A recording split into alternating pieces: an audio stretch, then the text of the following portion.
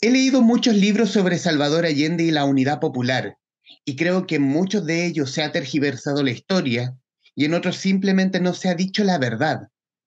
En ninguno se muestra ese Salvador Allende humano que yo conocí. A mí me decía Patita o Patricita. Nunca me levantó la voz, nunca me dijo, oiga usted, no haga eso. Allende se levantaba a las 6 de la mañana, se daba un baño turco, desayunaba, leía los diarios y hacía gimnasia, porque cuidaba mucho su salud y su prestancia. Yo me reía siempre de eso. Se levantaba muy temprano, a veces para joder, y te llamaba a las 7 de la mañana. Oiga, Patricita, ¿usted se acordó de tal cosa? Y uno le respondía, pero mire, ¿se dio cuenta la hora que es, no? Sí, pero yo estoy levantado desde las 6, decía. Y este es el comienzo, un pequeño extracto que quise resaltar del libro del que hablaremos hoy, en este capítulo del Traficantes de Cultura, uno muy especial, porque no siempre estamos conversando, siempre conversamos de historia, pero nunca estamos al frente de la misma. Hoy en este capítulo conversamos con Patricia Espejo, autor, a ver si se ve bien por la cámara, aquí, autora de Allende Inédito, Memorias de la Secretaría Privada de la Moneda, libro editado por Penguin Random House bajo su sello Aguilar. Mi estimada Patricia, bienvenida. Le reitero nuevamente mis agradecimientos, tanto como lo hice en off, como ahora, respecto del tiempo para conversar de estas tremendas memorias y hablar un poco de historia. Bienvenida. Yo le agradezco a usted por la invitación, porque todo lo que sea de hablar sobre la historia y sobre lo que pasó y cómo era Salvador Allende es para mí muy importante. Es parte de lo que yo debo hacer siempre. Gracias. Y hablar directamente de la idea del libro. Bueno, el comienzo del libro habla en parte cómo se desarrolla este curso de escribir parte de la estadía suya en la Secretaría Privada de la Moneda. En parte el empuje también de su amigo Víctor Pey, el ex dueño de Diario Clarín. Eh, cómo se gesta, cómo se gesta en detalle la pulsión de escribir estas memorias? ¿Y decide usted salir a dar la cara respecto de una secretaría que estaba tan, que era obviamente la secretaría privada versus la secretaría oficial que tenía el doctor Allende? Mira, siempre conversábamos con Víctor Pey, que fue un gran amigo mío y un gran amigo del presidente y asesor del presidente, uno de los hombres que tal vez estuvo más cercano al presidente. Y siempre hablábamos de que teníamos que contar esa historia que era bastante privada, porque nosotros, el equipo que era de la Secretaría Privada, no teníamos, no era interés de que el gobierno, el presidente, tuviera tanta exposición mediática, y en esos tiempos no se usaba mucho que uno se sacara fotografía o que apareciera en la prensa o en los titulares. Y bueno, conversando con Víctor muchas veces, me decía, mira, qué importante que hay que contar cómo era Salvador, cómo era como ser humano, y tú has tenido la capacidad de haber estado los 1000 días con él. Y bueno, yo lo escuchaba, a veces me da, yo soy trato de ser lo menos, contar mis cosas. Yo incluso te contaré que yo estuve exiliada desde el día 12 de septiembre que salí al exilio. Muy poca gente, bueno, en Cuba todo el mundo sabía quién era porque allá llegamos con Beatriz Allende, la hija del presidente, pero después yo vine pensando que me habían dado el permiso para entrar por unas gestiones de mi padre el año 78. Creí que iba a poder volver, pero tenía que pasar por Venezuela, y cuando llegué a Venezuela con mis dos hijos chicos, me habían revocado el permiso, así que tuve un doble exilio, de quedarme en Venezuela, un país que no conocía, que no tenía idea por qué estaba ahí, pero bueno, siempre la fuerza la tuve, ¿no? Y ahí volvimos a encontrarnos con Víctor, porque Víctor también estuvo en Venezuela bastante tiempo, y había un grupo chileno importante en Venezuela. De ahí seguimos conversando y conversando, pero yo siempre lo conté quién era, porque creía que era, no tenía por qué estar, no era mi intención ser ser una persona conocida, ni usar el nombre de Allende, sino que tal vez un poco humilde y tal vez un poco, no sé, como que no era necesario estar explicando. Y esto se produjo por una declaración, por una entrevista que hizo Isabel Allende al diario El País, en donde a ella le preguntan que cómo fue el 11 de septiembre, y la Isabel cuenta al diario El País de España, cuenta que yo la llamé por teléfono en la mañana y le dije: Isabel, levántate porque parece que hay un golpe de Estado y creo que debes irte a La Moneda. Ahí fue esa entrevista, el diario El País se transmitió también en los diarios de Venezuela, en el diario Caracas, en el diario Nacional, en el Universal, y ahí empezaron la gente a llamarme, porque además algunos amigos me decían: pero ¿cómo era posible que tú no hubieras contado? No sé qué. Y claro, yo nunca hice aspaviento de quién era. Después, bueno, ya terminó mi época, yo estuve un largo exilio porque tenía mis dos hijos estudiando en la universidad, yo no podía volver a Chile por razones económicas, y cuando regresé, que regresé también sin estar muy segura si me iba a quedar, se me pidió que me dedicara a ser la directora de la Fundación Salvador Allende. Y ahí conversamos mucho con Víctor pensando en cuál era la imagen que tenía que tener la fundación y bueno, y yo cuál era el papel mío. Y Víctor ahí me convenció que debíamos escribir. Yo me había comprometido con él, nos habíamos señalado una fecha para juntarnos y empezar entre los dos. Íbamos a contar los dos nuestra historia en la Secretaría Privada. Un día, me acuerdo, un día X, me iba a juntar con Víctor y me llaman en la mañana. Yo estaba por irme a la casa de Víctor, vivía aquí al frente de mi casa, y me avisan que Víctor había muerto. Había muerto no teníamos información de que estuviera enfermo, nada. Nos íbamos a juntar, me acuerdo, como a las 10 de la mañana y a eso me lo avisaron a las 8 de la mañana. Eso me hizo sentirme que era mi obligación, que yo le tenía que cumplir a Víctor lo que había prometido, lo que íbamos a hacer juntos y lo tendría que hacer sola. Y ahí empezó mi historia, a escribir. Fui llamada por la gente de Random House para que me ofrecieron, sabían quién era yo y lo que yo podía contar, y me ofrecieron hacer el libro. Y a los poquitos días empezó la pandemia. Entonces yo escribí ese libro en plena pandemia, lo cual me sanó mucho, porque no tenía tiempo para estar enferma, ni para... Me hizo bien a mí, en el fondo me hizo bien, además me hizo bien recordar y me hizo bien hacer también algunos duelos que yo no había hecho, incluso hasta ahora, ¿no? Y esa fue la iniciación del libro, de empezar a contar, porque siempre he pensado que detrás de un gran hombre o de un ser privilegiado como fue Salvador Allende en su trayectoria política, había que contar la parte humana de una persona. El ser humano trasciende y entrega su visión del mundo a través de su humanidad. No es la política o lo que trasciende, sino que es la persona. Y yo había conocido al doctor muy fuertemente, llegamos a tener una relación, yo te diría que como de amigos, a pesar de que yo era muy joven, pero él me tenía mucha confianza, yo lo había conocido un poco antes, por una casualidad. Y bueno, cuando yo lo conocí, yo trabajando en la Facultad de Medicina con su hija, con la Beatriz Allende y con otro compañero que después también fue del gobierno.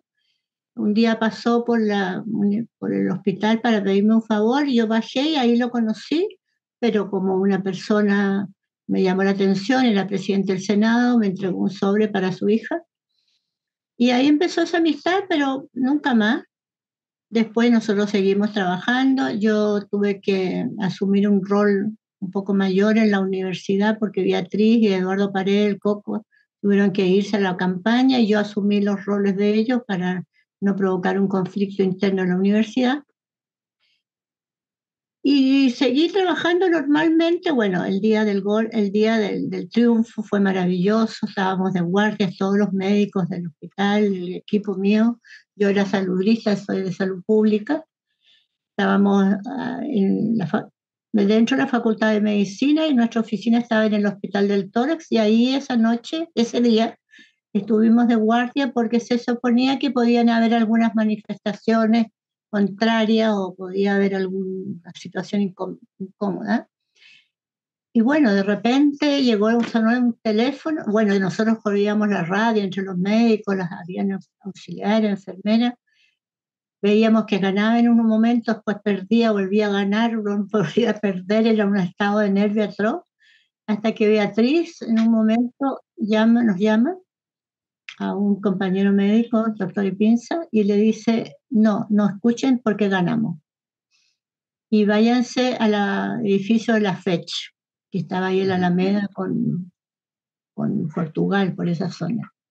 Me recuerdo que fuimos caminando en una marcha con muchos médicos del hospital y, bueno, el servicio del hospital, que podía salir porque estábamos de guardia por Salvador Allende, no de guardia para atender a los enfermos. Y bueno, y ahí conocí a Salvador Allende más y a ver cómo habló, cómo fue tan emocionante esa noche. Y bueno, yo seguí trabajando, eso era septiembre, y como el 2 de noviembre más o menos, la Tati le decíamos a Beatriz, me llama por teléfono y me dice, oye, ¿y tú qué estás haciendo ahí? Pues le dije, yo acabo de dar una clase, estoy aquí en el hospital. No, pero si tenés que venir inmediatamente para acá.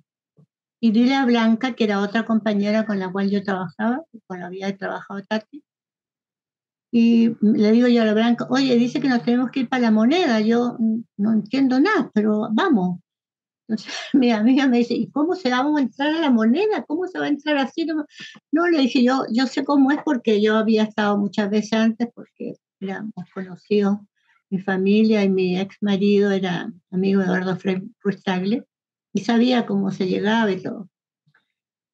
Llegamos a la Moneda, estaba un desastre, no había un escritorio, y ahí conocí a la Payita, a su secretaria privada personal, y la Tati, la Paya, la Blanca y yo empezamos a trabajar, poner los escritorios, buscar dónde había una máquina de escribir, eh, y empezamos de la nada, porque realmente se habían llevado todo. Parece que los gobiernos usan llevarse todo lo que encuentran.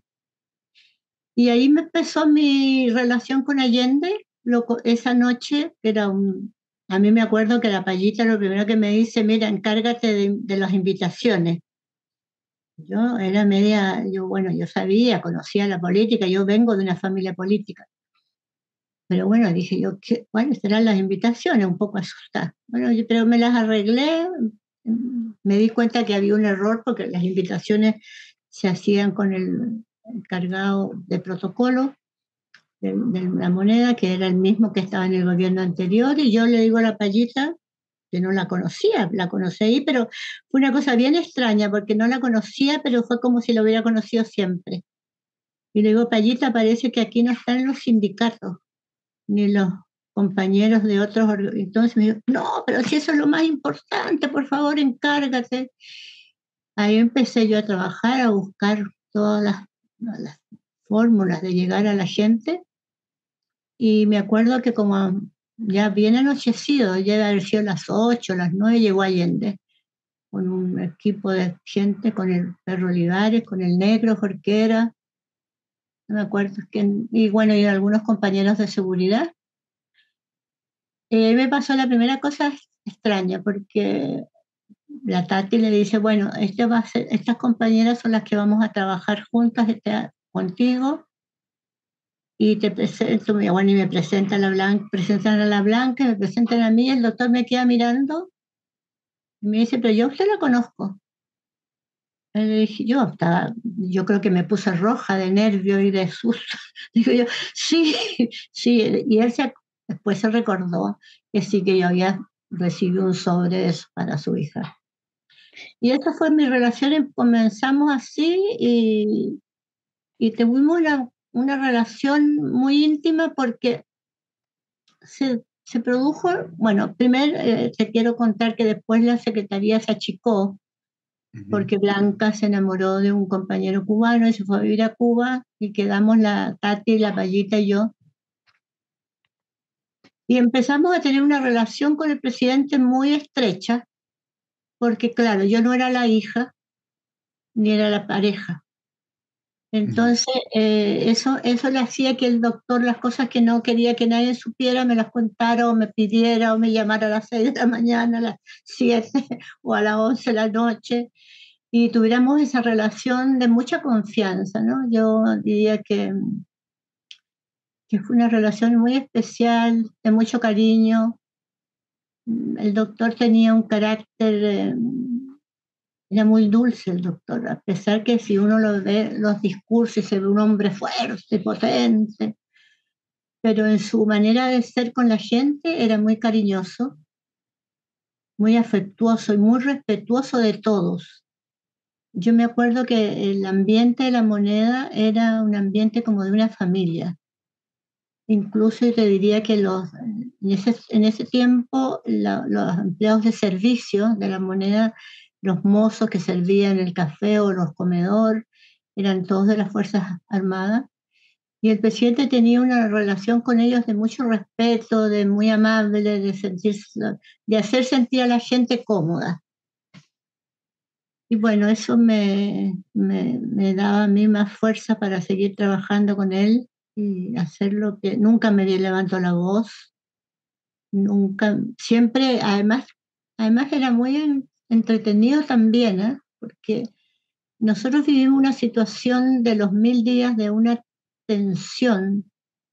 Yo te diría que, primero que nada, no había horario. Tú llegabas, nos habíamos hecho entre las 3 con la Payita vivía lejos, vivía en Farellones, en el camino de Farellones. La Tati nunca se veía a sus niños chicos, que la Tati tenía una niñita muy chica. No, no la había nacido la Mayita, estaba por nacer.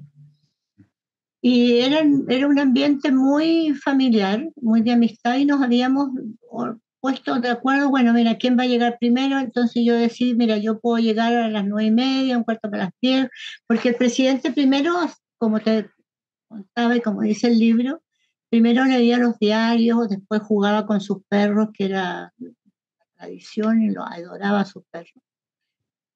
Y tenía algunas reuniones muy privadas, las hacía en Tomás Moro, y posteriormente se iba a La Moneda y los compañeros que eran de la escolta de seguridad del GAP me avisaban a mí que iban saliendo con una clave que era muy divertida, porque Era la gente, Toromanta 1.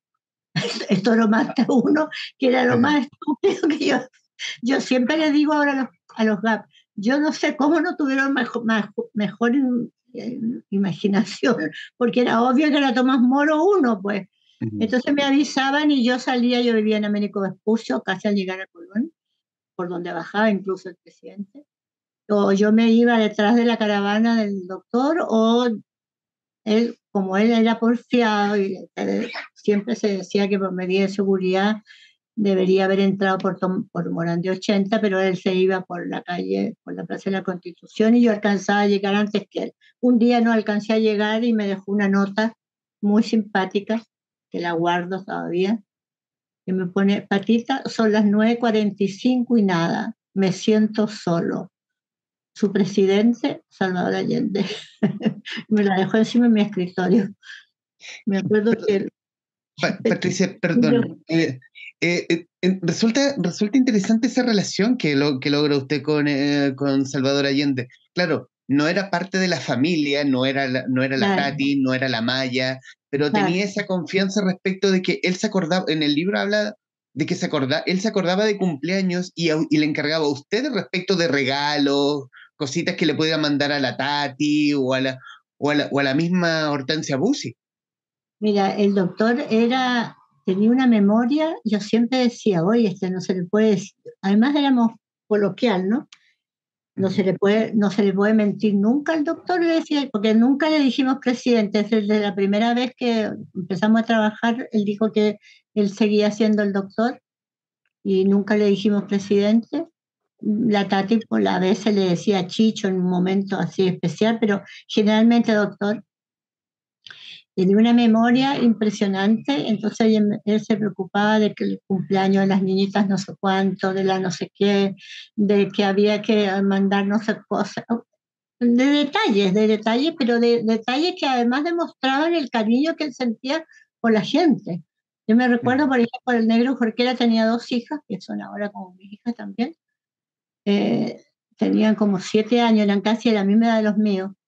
Entonces, como un mes antes empezaba el doctor, oye, va a ser el cumpleaños de las niñitas Jorquera, acuérdense.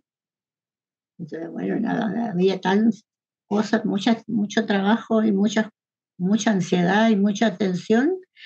Y bueno, al final te decía, bueno, ya, pues, ¿cuándo va a haber? Yo quiero ver el regalo, no sé. Y bueno, esas cosas se las hacía yo. Me acuerdo, era muy gracioso además el doctor. Vino la Valentina Tereshkova, que era la primer cosmonauta rusa, soviética. Se le hizo un homenaje, fuimos a un cóctel una tarde que hizo la Embajada de la Unión Soviética en esos años. Y bueno, el doctor estableció una relación con la Tereshkova de amigo y de medio coquetería y muy gracioso. Y al día siguiente, tempranísimo, yo creo que era un día sábado, me acuerdo. Me dice, Patita, le tengo que pedir un favor inmenso. ¿Qué? Le digo yo, ¿qué cosa ahora? No, hay que ir a comprarle un regalo a la Tereshkova. Le dije, uy, pero ¿qué se le puede regalar a una cosmonauta? Le digo yo no se me ocurre que se le pueda comprar. Entonces me dijo, no, ¿por qué no le compra a las niñitas? Tienen 8 y 10 años, creo que me dijo. Entonces le dije, sí, tiene razón, a ella pues me dijo, pero le compre unos suéter de talla para niñitas soviéticas, como diciéndome para niñitas gordas, que me Chuta. dio tanta risa. Claro, el cuerpo de los rusos es más fuerte que los otros, ¿no? Ujú. Pero son de broma. Y bueno, y era así, pues él me llamaba, me preguntaba, me pasaba papelitos cuando llegaba la moneda, papelitos escondidos que no quería que se supieran, o alguna reunión que había tenido. Siempre llevamos una relación de mucha amistad y yo era un poco la interlocutora entre la Tencha y el doctor en la moneda. La señora Tencha generalmente me llamaba a mí para darle algún mensaje al presidente, bueno, yo se lo daba, o el doctor me decía, puede decirle a la Tencha tal cosa. Puede ser a los ministros también, a los compañeros que estaban en el MIR, que ellos no estaban en el gobierno, así que a veces habían provocado problemas y me hacía llamarlo. Y yo le decía, ay, ya, otra vez vamos a empezar con este problema. Y me decía, usted sabe ubicarlo, usted me los va a ubicar. En realidad, bueno, sabíamos cómo hacerlo, ¿no? Y así fue como fuimos estableciendo esa relación humana y donde yo fui conociendo a un hombre que su único anhelo era entregar un mundo mejor. Él era un hombre, yo siempre he pensado, y a lo mejor los políticos no están muy satisfechos con lo que digo, ¿no? Allende no era un teórico. Allende yo creo que había revisado a Marx así a la pasada, pero Allende era un hombre que era el producto de ser médico. Los médicos, por lo menos en esa época, tenían una sensibilidad porque veían el dolor y la pobreza, las diferencias sociales, el clamor por una vida, por una vivienda digna. Y eso hizo Allende, eso es Allende. Su personalidad se basa en el dolor ajeno, en el dolor de los demás. Y ese fue su interés y su intención siempre. Él estaba muy preocupado. Además era un hombre muy valiente en términos políticos también. Yo me recuerdo que cuando hubo varios problemas en poblaciones, hubo problemas de intercambio en un momento con la GOP o con algunos grupos de extrema izquierda, otras veces habían secuestrado a la Laurita Allende, que era su hermana. El doctor no tenía ni un minuto para decir yo voy a enfrentar el problema. Y él iba a los lugares y hablaba con la gente, hablaba con el público, con los compañeros, con los enemigos también. Y tenía esa cosa de hacer sentir a la gente muy cercana y hacer sentir que era uno igual. Nunca el doctor pretendía estar por arriba de los demás. En todo sentido, él era muy cuidadoso de establecer esa relación de igualdad. Y yo siempre he dicho que, bueno, ese fue su formación viene de la medicina, no de los grandes teóricos. Era un hombre de acción, de hacer cosas, de ver, producir cosas. Siempre tú sabes que siempre tuvimos problemas de la derecha junto a la democracia cristiana, fueron dos férreos enemigos y siempre habían información de atentados y de muchas cosas muy tristes. Y el doctor, aunque se le explicaba, se le decía, no, usted tiene que hacer por aquí, entra por allá, no sé. El doctor primero, si veía a la gente que estaba esperando, allá iba, con escolta, sin escolta, pero entonces yo me acuerdo de los edecanes, el comandante Araya, que era un tipo maravilloso y simpático, que también lo mataron, decía, yo ya no sé qué hacer, porque corro detrás del presidente y de repente va a la derecha y después va para otra parte. Entonces contaba que para él había sido la primera vez que había tenido esa relación con un presidente, porque generalmente los edecanes tienen una distancia con el presidente. Y entonces ellos habían llegado a ser un amigo por eso, porque tenían que jugársela por estar al lado de él, pero también respetarle en sus decisiones, ¿no? Y eso Había, era... hay una parte del libro, perdón Patricia, respecto al comandante Araya y en un diálogo que tiene con Max Marambio, que es el jefe del GAP, respecto de la seguridad, es como que tiene que ponerse con la mano detrás del presidente y escuchando cualquier disparo, y voy a citarlo tal cual, Eso lo fue muy empuja gracioso. de hocico al suelo. Un día llegó en la mañana el comandante Araya a los primeros tiempos, porque Max Marambio estuvo en el GAP un poco tiempo, como unos 4 o 5 meses, después se cambiaron. El primer GAP que tuvo el presidente y el primero que estuvo con él fue Max Marambio, que fue un leal amigo al presidente. Entonces el Max, que era un muchacho muy joven, con un vocabulario así medio campesino, él era hijo de un diputado del Partido Socialista, y hablaba así como habla cualquier persona de la calle. Y le dice al comandante, saliendo de Guardia Vieja, que fue el día que iba a ponerse la banda, a lo que le iban a nombrar. Y el comandante Araya llegó, bueno, dejó al presidente, entraron a la Moneda, el presidente ya estaba en su gabinete, en su despacho, José Toá estaba el ministro en ese día con él. Y viene el comandante Araya a saludarnos, porque nos conocía, pero no había establecido muchas relaciones. Entonces viene, ay, les quiero contar una cosa, pero vengo tan nervioso, y se pidió un cigarrillo, porque en la oficina fumábamos, en esos tiempos se fumaba, en la oficina.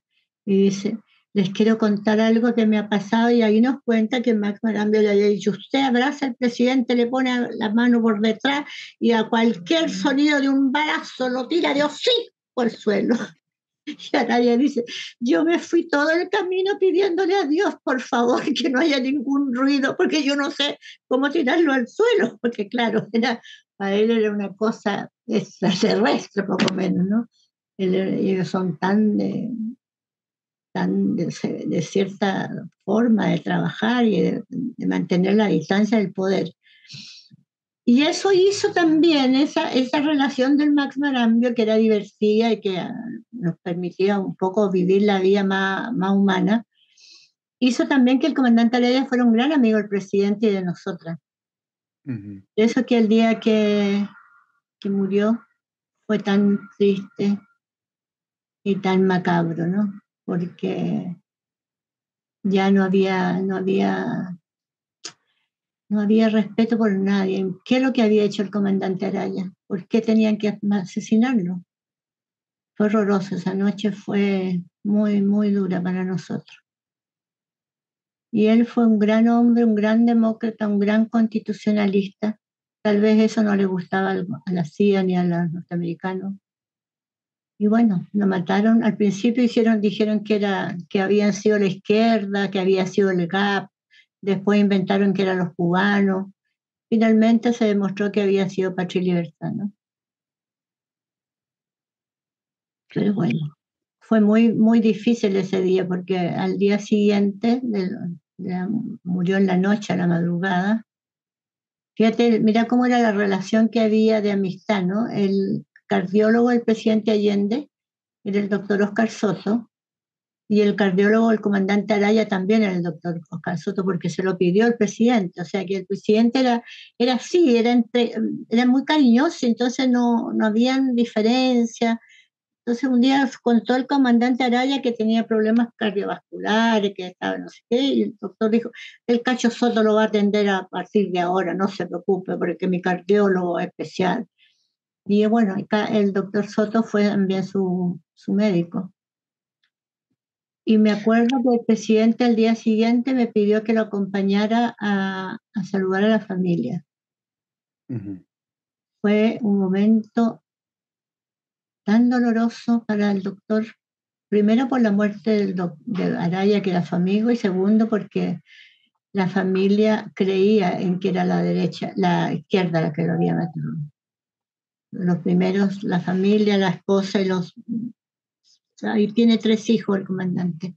2 de ellos parece que eran pequeños, pero la familia de la esposa que pensaban que había sido la izquierda chilena. Le echaron la culpa al MIR también, pero eso fue... Y claro, el doctor, a pesar del... No fue grato, fue muy incómoda la situación de... Recuerdo que apenas le dieron la mano, pero Allende era así. Allende no se permitía el lujo de sentirse el presidente y que podía dominar y mandar, ¿no?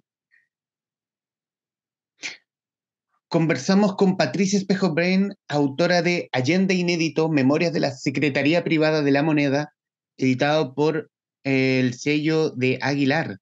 ¿Y qué poder decir también de nuestra invitada?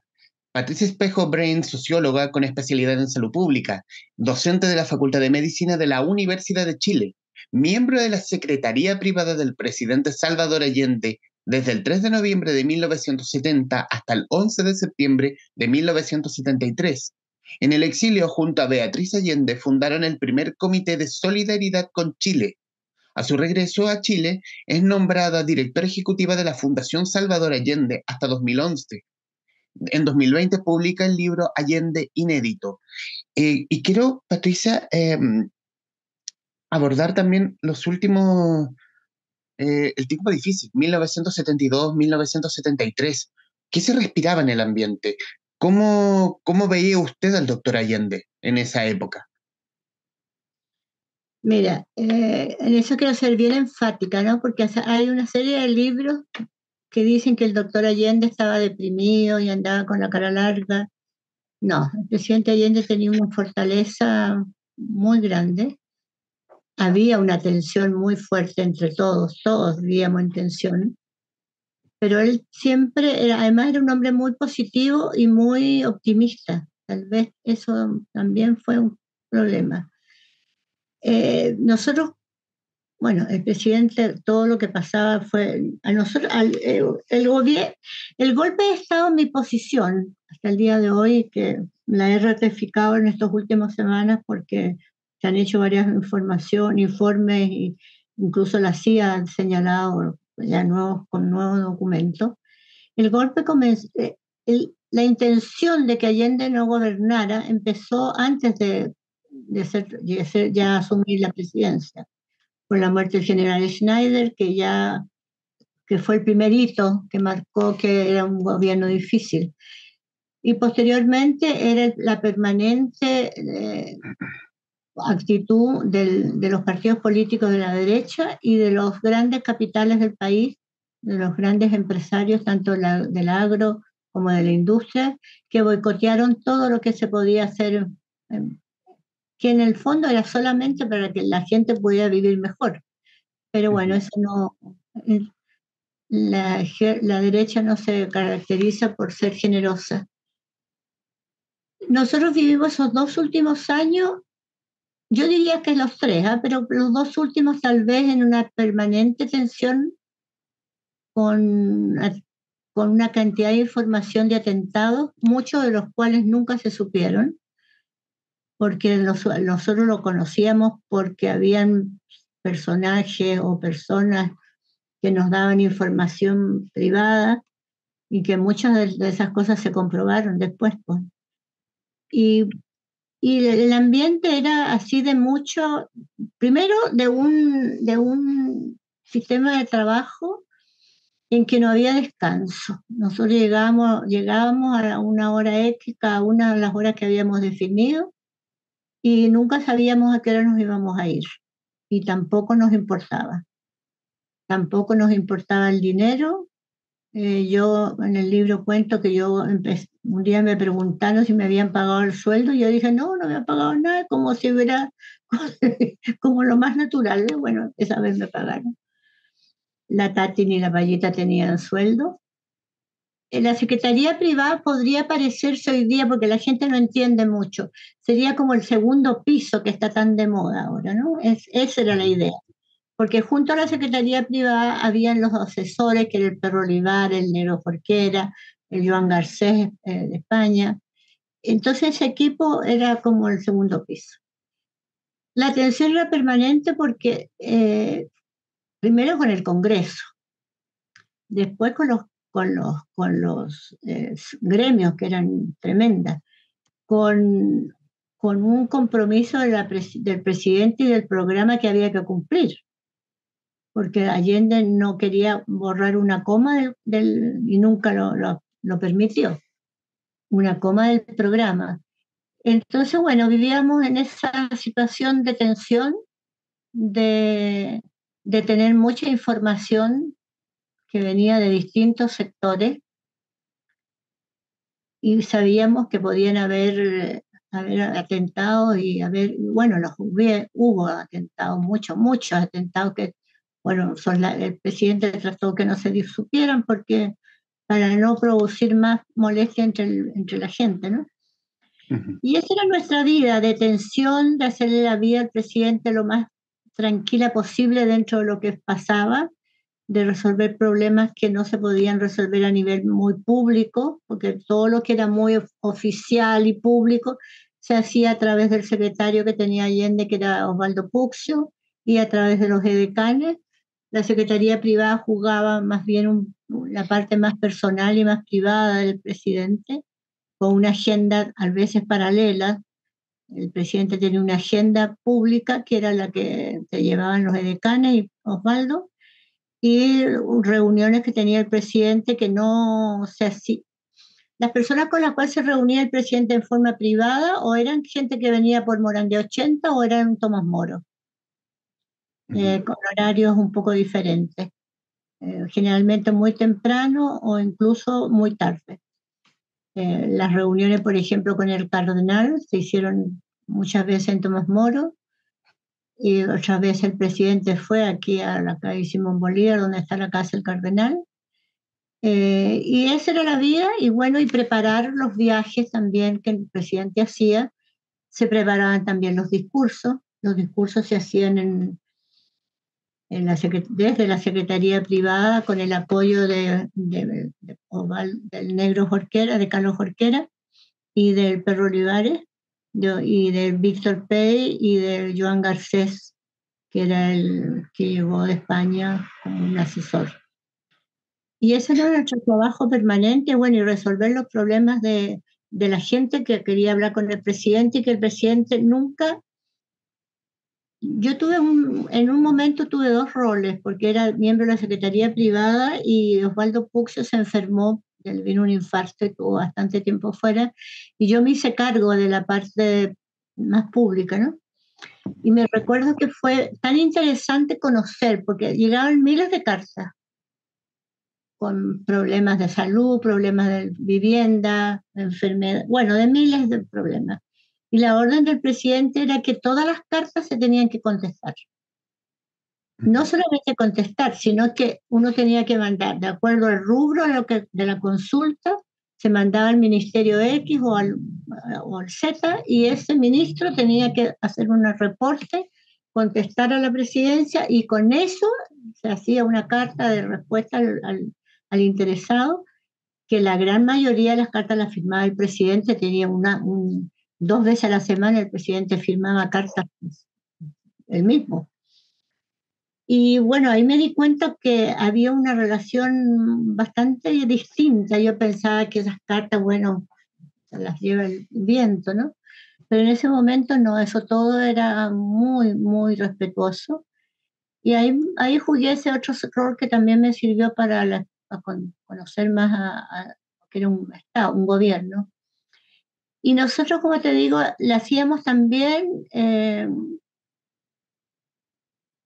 la parte, tal vez la más, cuando el doctor descansaba, por ejemplo, que era bastante poco, porque el doctor generalmente el día sábado de la mañana tenía reuniones en Tomás Moro, después se iba a Cañaveral, y se venía el domingo tipo 6 de la tarde.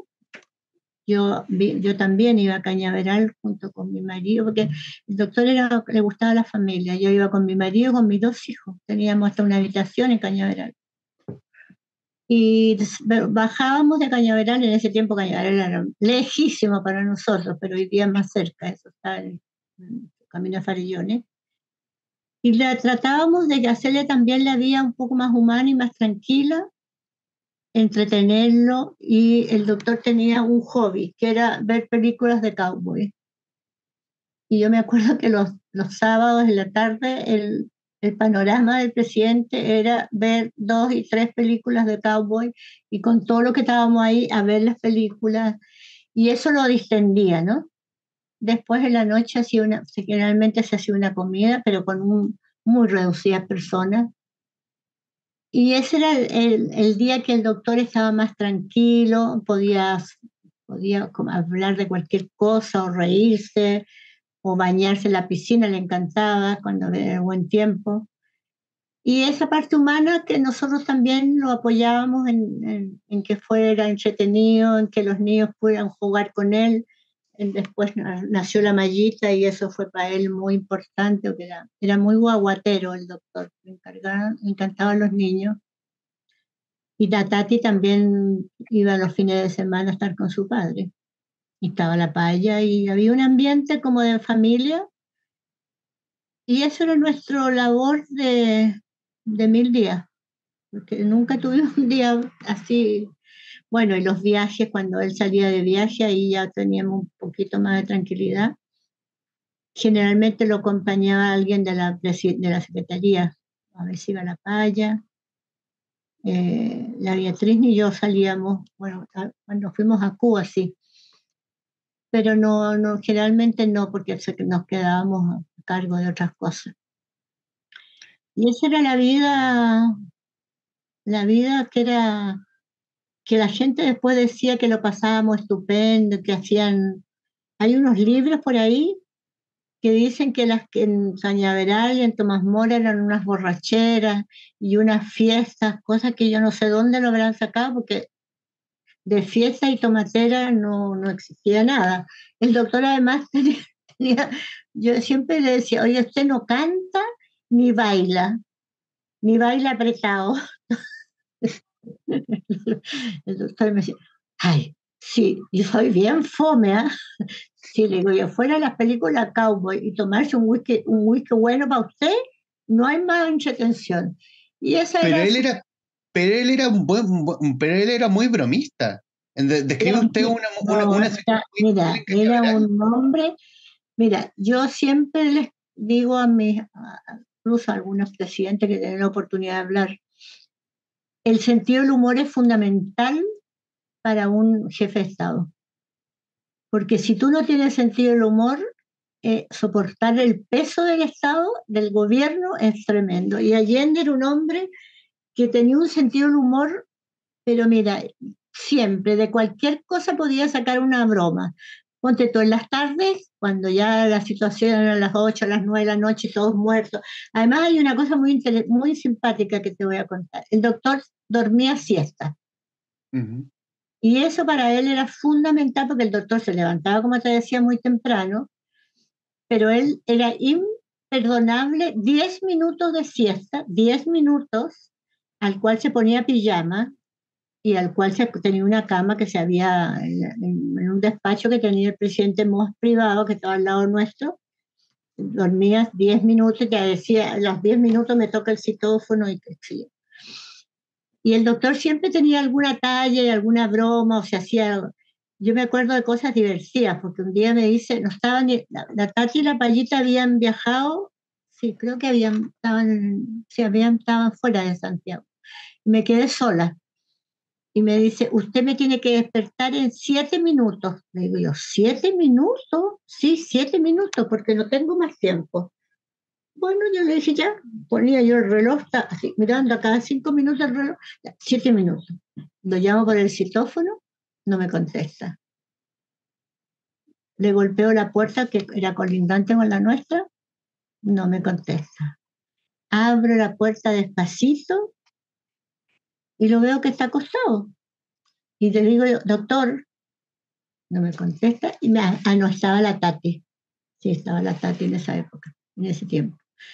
Y yo me aterroricé y creí que se había muerto. Y le digo, Tati, tu papá tiene algo. Y en el momento que la Tati se para, porque la Tati siempre andaba el doctor había tenido un infarto previo a ser presidente, y la Tati siempre andaba con una jeringa con medicamento especial. Y la Tati, yo creo que saltó del escritorio a la puerta, y en eso el doctor estaba detrás de la puerta, muerto de la risa, le dice, les metí miedo, se asustaron, no me he muerto, aquí estoy vivito y coleando. Y la Tati le dice, padre, porque le decía padre también, padre, no me hagas nunca más en tu vida una cosa así, porque yo casi me muero con esto. Y bueno, el doctor le dijo, ay, hija, no seas tan seria, quédate tranquila, si era una broma.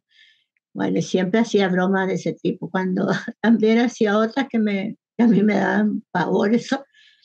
A veces una vez a la semana había una reunión con los partidos políticos en un salón que estaba bastante más lejos de la secretaría.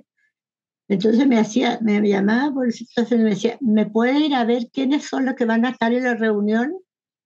Bueno, decía, está fulano, mengano, pero Carlos Altamirano no está. Me decía, ¿cómo? No, no está. Llámelo, por favor, ¿me lo puede llamar? Llamaba a Carlos. Carlos estaba con dolor de cabeza, que siempre le dolía la cabeza. Entonces el doctor se iba a la reunión, pero me decía, la pasada me decía, usted, yo le voy a tocar el citófono y me va a llevar una pastillita. Y yo, y yo me acuerdo que, yo no sé cómo no me daban un infarto a mí porque no podía aguantar la risa. Y yo llegaba con una bandejita y le entregaba la pastillita y el doctor era un sublingual que no servía para nada. Entonces el doctor decía, permiso, pero no me siento bien, así que la reunión queda hasta aquí.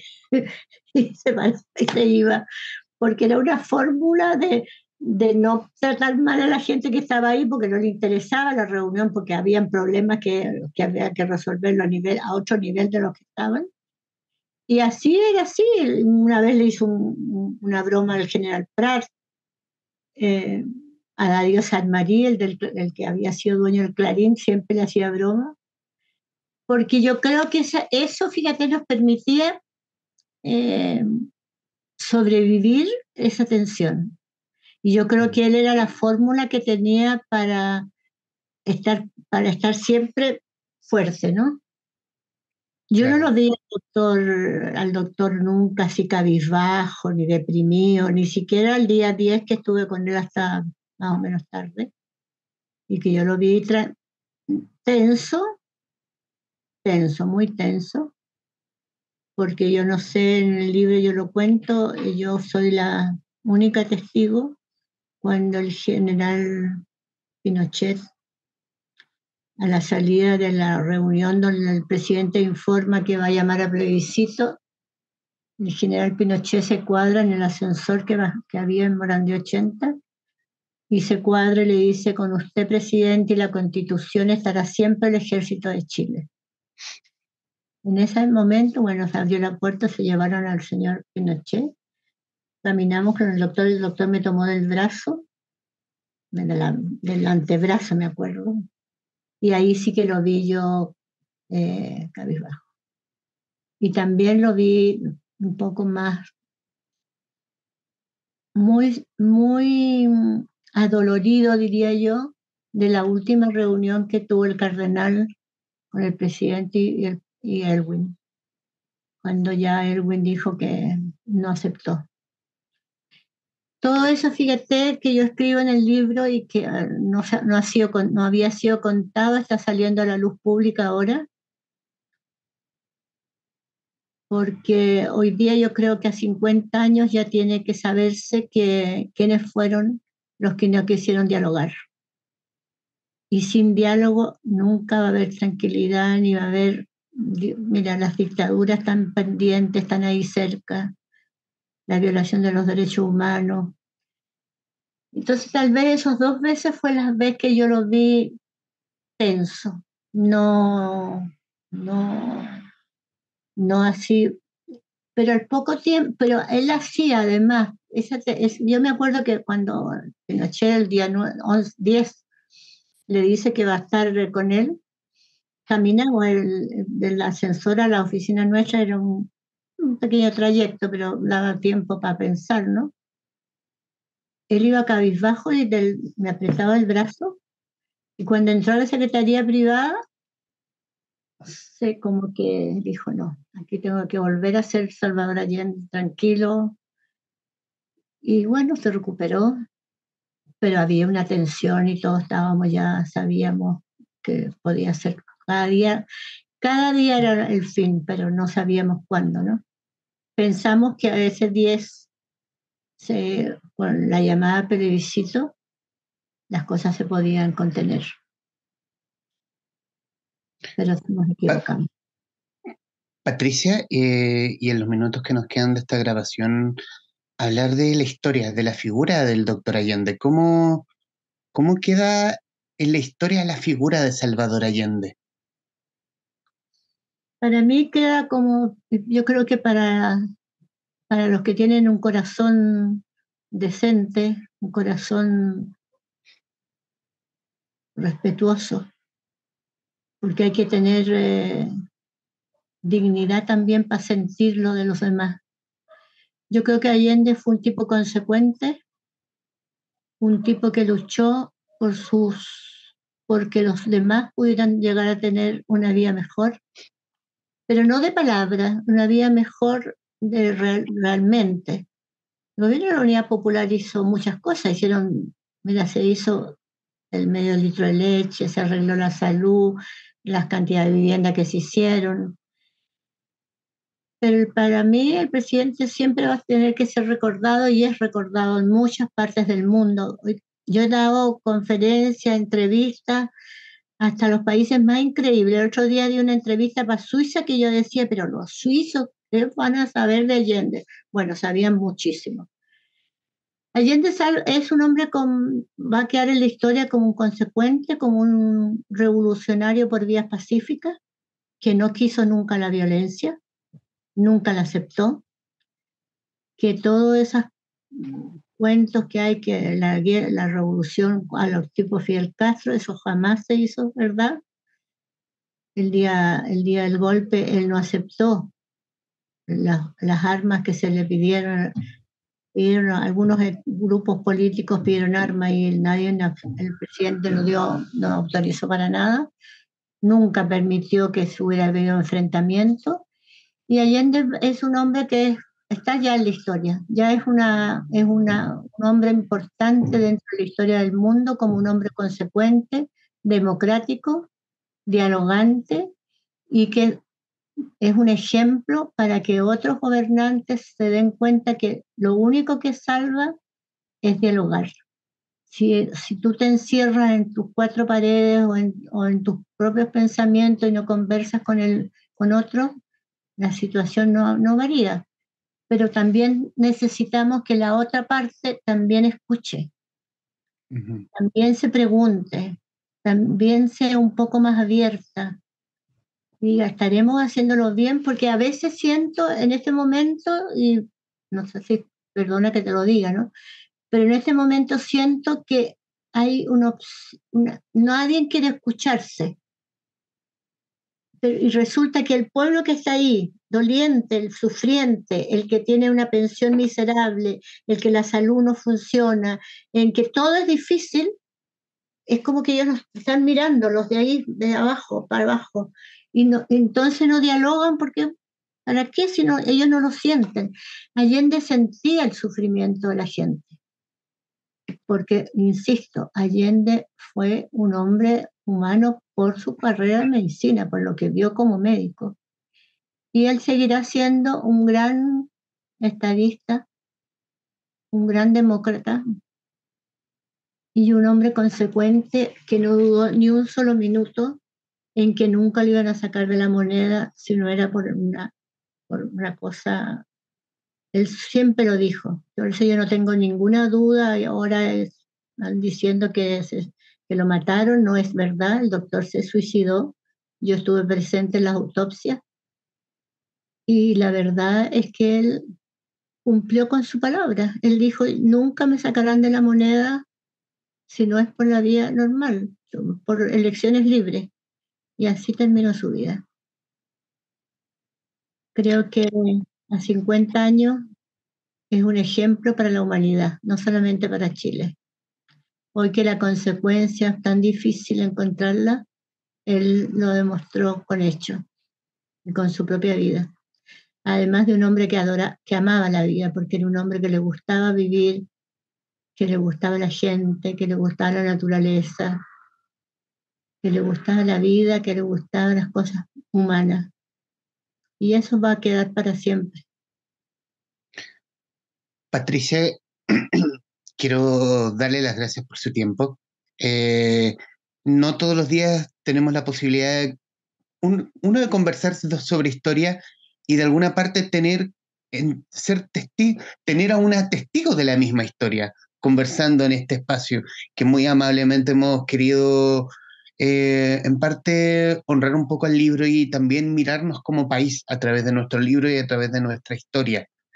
No hay tanta, hay muchas biografías o reseñas biográficas respecto del Salvador Allende, carne de estatua, pero muy pocos del Salvador Allende humano, un tipo afable, incluso adorable, diría yo, en ciertos momentos. Y en ese sentido, recomendarles para quienes nos están viendo o nos verán a través de nuestras plataformas, este documento para la posteridad respecto de una figura tan preponderante para la historia como lo era el doctor Salvador Allende. Eh, y obviamente estos minutos finales, bueno, reiterar nuevamente las gracias, Patricia, y estos minutos finales son suyos para que diga lo que guste respecto al libro, de lo que le nazca del corazón. Mira, a mí me nace del corazón lo que, no sé, la parte más sensible de Salvador Allende, que fue el amor hacia los demás. El querer luchar por un mundo mejor, por las vías donde nadie saliera herido. Nunca el doctor tuvo actitudes violentas. Siempre él era no complaciente en el sentido de entregar, pero de llegar, de conversar, de poder dialogar, de poder hablar. Y eso creo que en este momento yo llamo yo llamo a la gente, a nuestros compañeros chilenos, a mis compañeros de vida, a los que hoy son jóvenes y están en la política, a que aprendan de Salvador Allende, a que aprendan que hay que dialogar, que a veces hay que bajar la cabeza, que a veces hay que transar un poco, pero que lo más importante es salvar la democracia. La democracia, con todos los desperfectos que tenga, es lo que mejor ha logrado el ser humano hasta ahora. Si no, retrocedemos y volvemos a la tragedia que hemos vivido tanta gente y que hasta hoy día mismo están sufriendo tantos compañeros. con sus maridos desaparecidos, con sus hijos muertos, con la tortura, con la barbarie, porque llegamos, ¿cómo se pudo llegar a un estado tan horroroso de matar por matar y no terminar porque hay gente, ayer mismo, Víctor Jara tenía 48 tiros. Eso nunca más puede volver a pasar, nunca más. No hay nadie que pueda decir que una dictadura tiene un sentido, ningún sentido. Lo único que vale es la democracia. Y la democracia se construye día a día y cada uno de nosotros aportamos con un granito de arena a la democracia. Eso es lo que yo más quiero contar y decir y luchar por lo que me quede de vida, seguir avanzando en que la democracia nos va a llevar a mejores momentos. Duros, difíciles, son cuesta arriba, pero no hay mejor, porque el ser humano sin libertad y sin dignidad no es vida, pues. Yo te agradezco a ti este espacio porque creo que va a llegar a gente joven y esa es la tarea que tenemos nosotros los mayores, los que vivimos esa vida y esa historia, de decirle a los jóvenes tienen ahora en sus manos el futuro de Chile y el futuro de Chile se construye día a día y a veces con cosas bien pequeñas, ni siquiera, a veces con un saludo.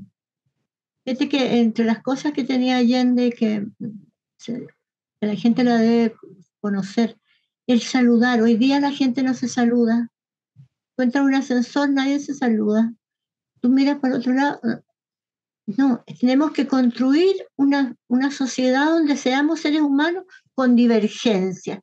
Yo puedo pensar de una manera, el otro puede pensar de otra manera, pero tenemos que tenernos respeto y consideración, y juntos por, por caminos que buscaremos para sectores políticos, pero nunca llegar a la violencia ni a aceptar que haya un golpe de Estado, jamás.